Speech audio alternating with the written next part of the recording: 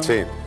Sí. Insisto, técnicamente es un homicidio, el fiscal está en la línea de acreditar un homicidio cuyo móvil no conoce porque no pudo acreditar desde lo científico el intento de abuso, lo que no significa que no haya ocurrido. Llama la atención, a ver, convengamos que no aparece semidesnuda una persona y muerta con una media en la boca por cuestiones del azar. Lo que tienen que acreditar es cómo fue la mecánica, por eso ordenó el fiscal estudios complementarios para barajar exactamente cómo mataron a Dayana. Son elementos que van surgiendo. A ver, esto tiene que ver con la descripción solamente en forma objetiva de los hechos que hubiesen podido ocurrir. No tiene nada que ver con la valoración sobre la vida íntima de Dayana, por cierto. Quizás iban a tener relaciones sexuales consentidas.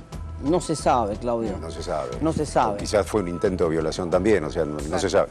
Lo que llama la atención y sabido es que en todos los casos donde hay intento de abuso sexual o un intento de violación, la víctima como mínimo presenta rasgos de defensa en todos los casos. Salvo que sea prácticamente inmediato.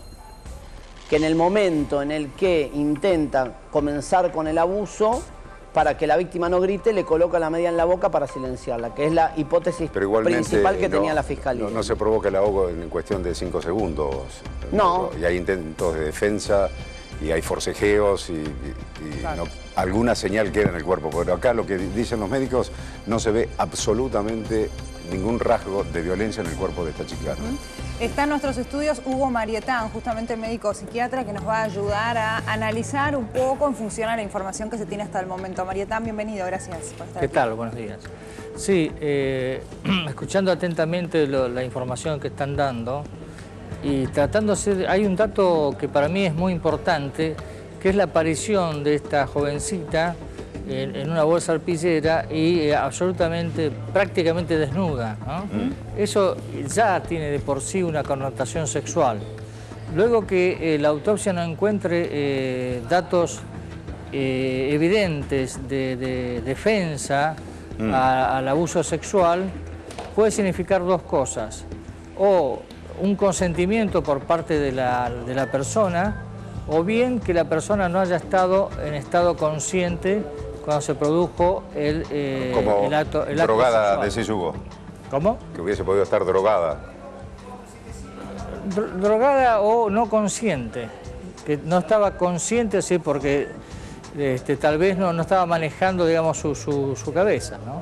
En esos casos no hay el forcejeo o la resistencia, los signos y síntomas que dejan la defensa contra la violación, ¿no? Y vos ves una relación directa allí entre lo que es el homicidio, la muerte de esta criatura de 19 años y luego el suicidio de este hombre de 38.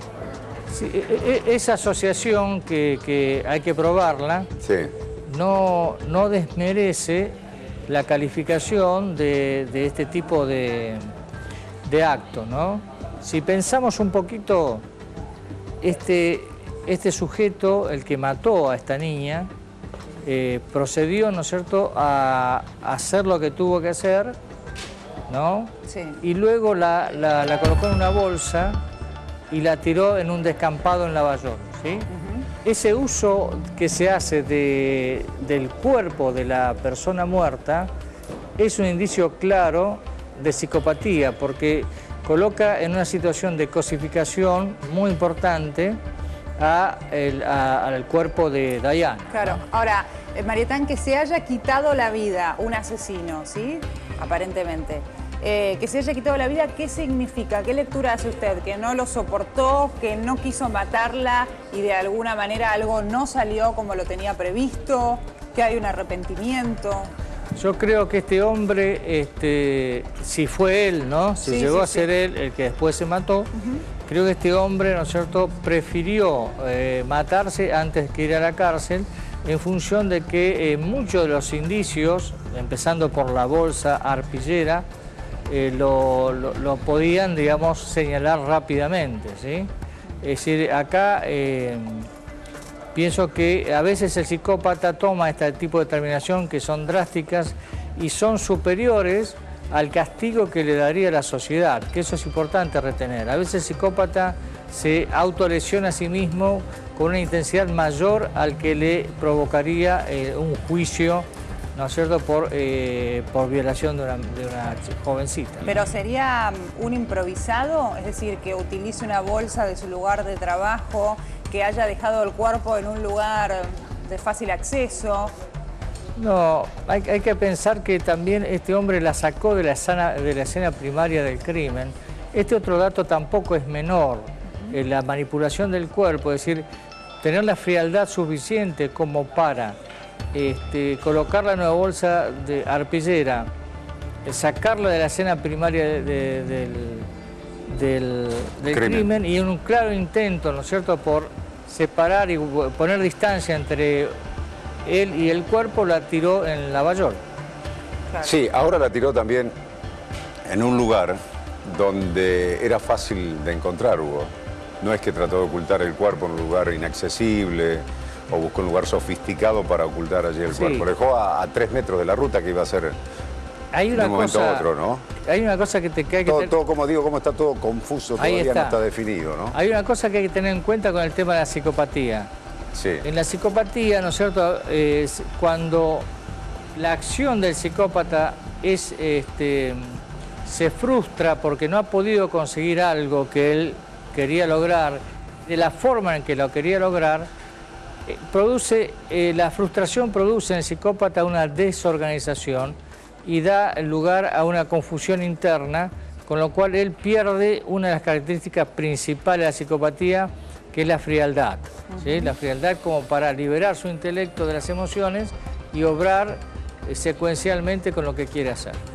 Claro, pero ¿qué distingue a un asesino, digamos, que comete distintos asesinatos y que nunca atenta contra su propia vida, que no se autolesiona, como decía usted, y de aquel que se quita la vida, por ejemplo, después de matar? ¿Cuál es la diferencia entre ambos? ¿Qué patrones presentan? Si esto fuera un hecho pasional, ¿eso querés decir? Sí. Si esto fuera un hecho pasional, primero hay que pensar que en el hecho pasional el asesino obra inundado por sus emociones y produce el asesinato, como lo hemos visto tantas veces. Ocurre que después el acceso emocional desciende, ¿sí? Al descender el acceso emocional, la persona se da cuenta en realidad con toda intensidad de lo que hizo e inmediatamente se arrepiente, ¿sí? Claro. Y no podría manipular el cuerpo como lo hizo este hombre, ¿no? Por eso es un dato importante para nosotros los que trabajamos sobre psicopatía. ¿Qué se hace con el cuerpo una vez que se produce el hecho psicopático? Y poniendo el caso, no digo que haya sucedido así, pero una posibilidad puede ser. Si esta chica tuvo, por ejemplo, iban a tener relaciones en su momento de intimidad, y ella tuvo un ataque al corazón en ese momento, un paro cardíaco. Él desesperado en ese momento... No te escucho muy bien, lamentablemente. A ver si chicos, si el doctor Marietán me puede escuchar a través del retorno. Digo, Hugo, sí, iban a tener un momento de intimidad. En ese momento ella tiene un ataque al corazón y se está muriendo, él en un estado de desesperación por salvarla, es como que, no sé, trata de meterle la mano en la boca para que no se trabe la lengua, con total desconocimiento en esa práctica médica, por ejemplo. Y se muere en ese momento. Y él entra en un estado de desesperación porque en definitiva no tuvo la intención de matarla, sino que iban a tener un momento de intimidad.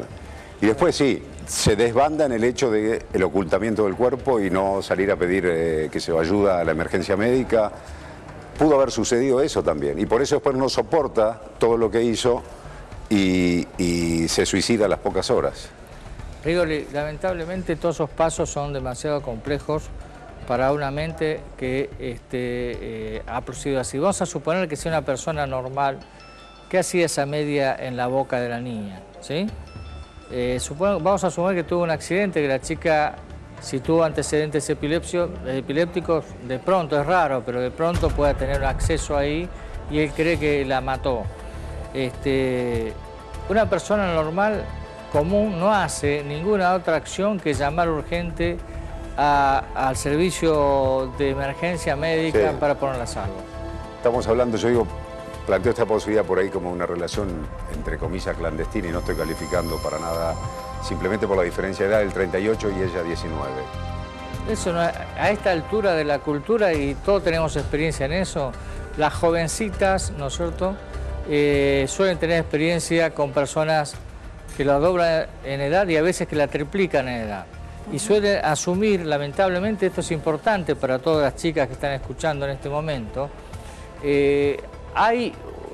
todas las jovencitas asumen un quantum de riesgo, una cantidad de riesgo, pero siempre tienen que tener un backup de seguridad. Una amiga tiene que saber qué están haciendo, un familiar tiene que saber lo que están haciendo, o cualquier integrante del grupo de ellas tiene que saber a dónde están, con quién están, claro. Ese tipo de cosas, que es por lo menos un elemento básico de seguridad. Y a veces al ser introvertidas y guardar un secreto, pueden estar en manos de personas, ¿no es cierto?, que son altamente peligrosas. Claro, que suele suceder eso, Hugo. Yo planteaba que no es lo mismo la charla que un adolescente pueda tener con su madre o con su padre, que la charla que pueda tener con una amiga de la misma edad. Es decir, exacto, en este tipo de casos, muchas veces quienes aportan datos fundamentales para descubrir qué fue lo que pasó son las amigas, por alguna charla. Hay una cuestión de empatía ahí entre generacional y todo, donde... Yo pienso de todos modos que la jovencita, la amiga de ella, tiene que saber un poco más de lo que dice. Es lo habitual. Las mujeres suelen darse ese tipo de confidencias por más introvertidas que sean. Claro. ¿Vos te inclinás por el homicidio entonces, Hugo, por lo que se sabe hasta el momento? Es un homicidio, sí. Claro que sí. ¿No crees que ella pudo haber muerto a raíz de alguna patología o, como decía Claudio, de un paro cardíaco? No te escucho bien, no tengo retorno. Que no cree que pudo haber muerto Diana de alguna patología y que el hombre no supo qué hacer con su cuerpo, como planteaba también Claudio. Sí, o sea, pero no es el comportamiento normal de una persona frente a una muerte súbita o un accidente que hayan tenido de tipo relacionado con algún tipo de enfermedad, ¿no? Claro. Esto es algo distinto. Es más, si hubiese pasado así, hay otro elemento más que vos, Agustina, me vas a entender con mucha claridad. Existiría un mínimo decoro de parte de la persona y lo hubiese vestido, claro, antes de arrojarla.